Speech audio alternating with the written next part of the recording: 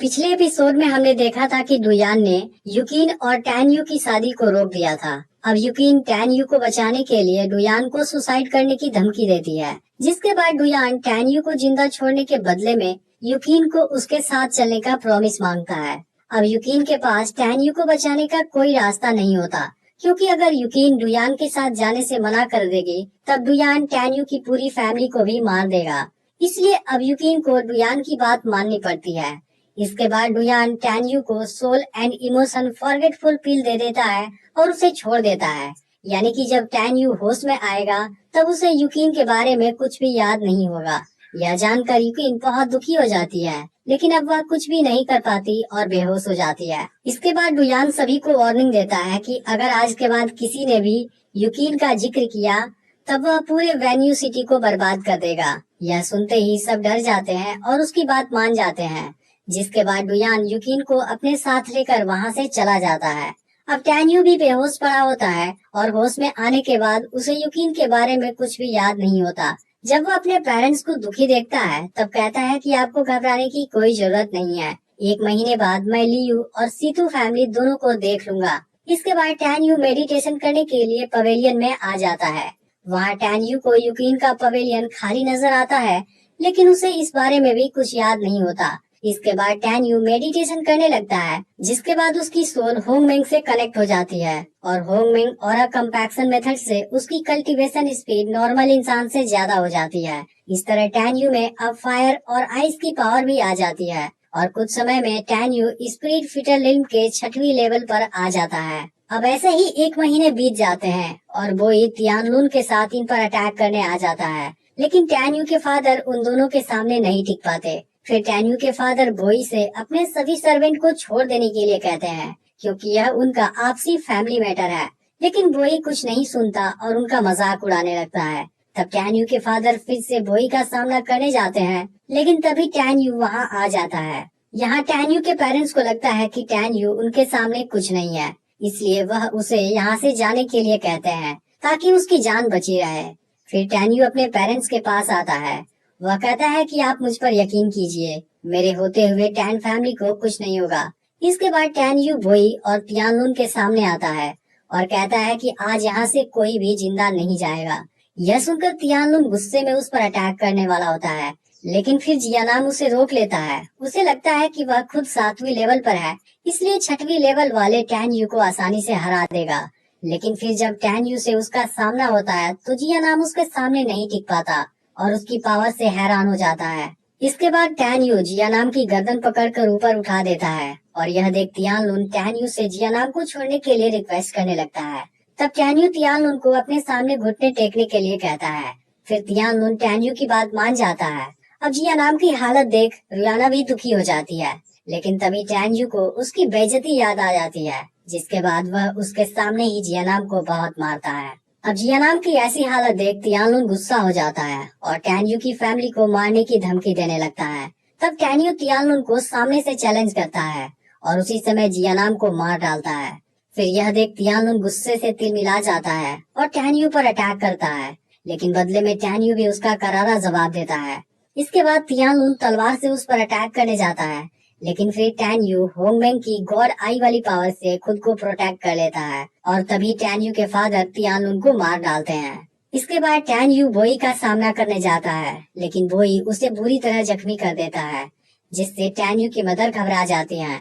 इसके बाद बोई टैन यू के फादर से हार मान जाने के लिए कहता है, लेकिन तभी टैन यू फिर से खड़ा हो जाता है और उसकी बॉडी हील हो जाती है। फिर वह बोई से कहता है कि मेरे होते हुए मेरी फैमिली को कुछ नहीं होगा। इसके बाद टैन यू सोल बर्निंग टेक्निक का इस्तेमाल करता है और अपनी बिजली जैसी रफ्तार से बोई पर अटैक करने लगता है। फिर बोई उसका सामना नहीं कर पाता और अपनी डॉटर रुयाना के साथ वहां से भागने लगता है, लेकिन फिर टैन यू रुयाना को अपनी तलवार से मार देता है। वहीं बोई भी ज्यादा समय तक नहीं भाग पाता और टैन यू उसे पकड़कर बहुत मारता है, जिसे देख सिटी के लोग हैरान हो जाते हैं। इसके बाद टैन यू के फादर बोई को जान से मारने के लिए कहते हैं, जिस पर बोई कहता है कि अब मेरा बेटा हुआंगफू सेक्ट का मेंबर बन चुका है, इसलिए वापस आने पर वह तुम्हारी पूरी फैमिली को खत्म कर देगा। बोई अपनी जान बचाने के लिए उनके सामने गिड़गिड़ाने लगता है। फिर टैन यू की मदर उसे छोड़ देने के लिए बोलती है, क्योंकि वह बोई के बेटे से थोड़ी घबरा गई थी। लेकिन टैन यू को इस बात से कोई फर्क नहीं पड़ता और वह उसे वहीं मार देता है। यह नजारा देख सभी लोग बात करते हैं कि वोई का बेटा वापस आने के बाद इनको नहीं छोड़ेगा। इस दौरान टैन यू थोड़ा सा जख्मी हो गया था, इसलिए टैन यू की मदर उसे हील करने के लिए बाई को बुलाने वाली होती है, लेकिन टैन यू बताता है कि मैं खुद को हील कर सकता हूँ। अब टैन यू को भी रियलाइज हो जाता है कि वोई का बेटा रुलोंग वापस आकर अपना बदला जरूर लेगा, इसलिए टैन यू भी हुआंगफू सेक्ट का मेंबर बनने का डिसाइड करता है, क्योंकि अभी कुछ समय बाद यूजिंग सिटी में इसकी रिक्रूटमेंट होने वाली है। यह सुनकर टैन यू की मदर घबरा जाती है, क्योंकि उसकी सिलेक्शन प्रोसेस के दौरान ही काफी लोगों की जान चली जाती है। तब टैन यू अपनी मदर को समझाता है और फाइनली उनको मना लेता है। इसके बाद टैन यू अपने फादर की राय मांगता है। तब उसके फादर बताते हैं कि हुआंगफू सेक्ट हर सिटी में से केवल एक जीनियस को सेलेक्ट करता है और वहाँ पर हारने वाले को अपनी जान भी गंवानी पड़ती है। इसलिए टैन यू के फादर इस बारे में उसे फिर से सोचने के लिए कहते हैं, लेकिन टैन यू बहुत पहले ही डिसाइड कर चुका होता है। तब उसके पेरेंट्स उसे ब्लड स्पिरिट लॉयन देते हैं, जो इसे वहाँ तक ले जाएगा। इसके अलावा टैन यू की मदर उसे 10,000 स्पिरिट कॉइन्स देती है, जिसे वह सेक्ट के अंदर यूज कर सकता है। फिर लास्ट में टैन यू के फादर उसे अपनी तलवार दे देते हैं। इसके बाद टैन यू अपने पेरेंट्स का आशीर्वाद लेता है और ब्लड स्पिरिट लाइन पर अपनी जर्नी के लिए निकल जाता है। इस दौरान टैन यू अपनी स्पिरिट की एक और लेवल को बढ़ा लेता है और 7वें लेवल पर आ जाता है, जिसकी मदद से वह 9वीं लेवल तक के दुश्मनों को भी हरा सकता है। अब फाइनली कुछ दिनों के बाद टैन यू उस जगह पर आ जाता है जहाँ पर हुआंगफू सेक्ट के लिए कंपटीशन होने वाला है। इसके कुछ समय बाद वहाँ पर हुआंगफू सेक्ट की एक मैसेंजर आ जाती है, जो दिखने में एक परी के जैसी खूबसूरत होती है और वही यहाँ आए हुए कैंडिडेट्स का टेस्ट लेने वाली है। उसे देखने के बाद टैन यू भी उसके बारे में सोचने लगता है।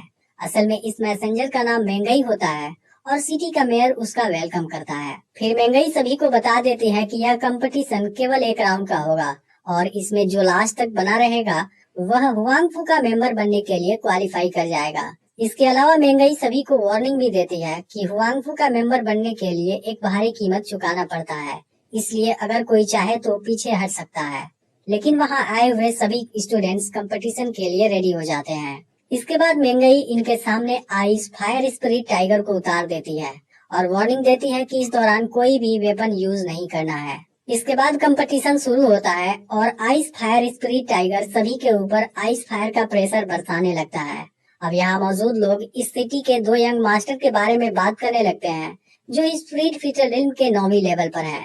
तभी इनका ध्यान टैन यू पर जाता है, लेकिन इनको नहीं लगता कि वह इसे क्वालिफाई कर पाएगा। अब कुछ समय के बाद बहुत सारे कैंडिडेट्स हार मान जाते हैं। इसके बाद टाइगर आइस फायर की पावर और बढ़ा देता है, जिसमें अब केवल 4 कैंडिडेट्स बचे होते हैं। फिर सिटी के दोनों यंग मास्टर अपनी स्पिरिचुअल पावर से इसका सामना करने लगते हैं। वहीं टैन यू को इस बात से ज्यादा फर्क नहीं पड़ता, क्योंकि उसके अंदर खुद होंगमेंग की आइस फायर स्पिरिट है, जो किसी भी आइस फायर स्पिरिट का मुकाबला कर सकती है। अब मेंगई भी हैरान हो जाती है, क्योंकि इतने प्रेशर में 7वीं लेवल वाले स्पिरिट फिटरलिन का टिक पाना नामुमकिन है।